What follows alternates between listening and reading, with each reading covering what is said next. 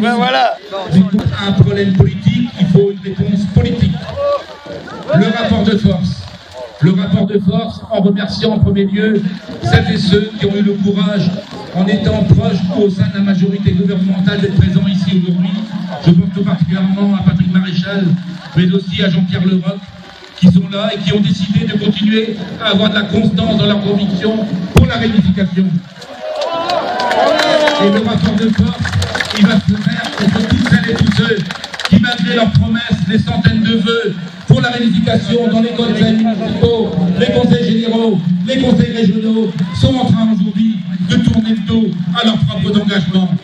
Oui, oui, oui, la tribune libre de Jean-Yves Le Drian et de Stéphane Le Foll est un coup de poignard dans le dos.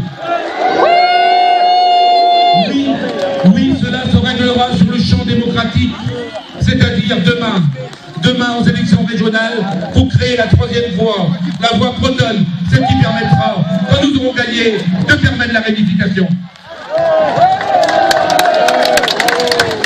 Merci, Christian Frederic.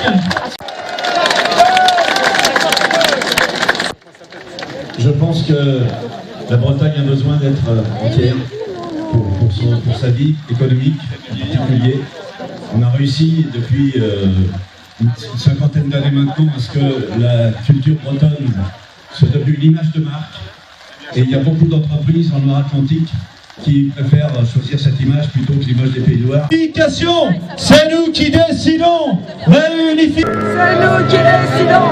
Réunification.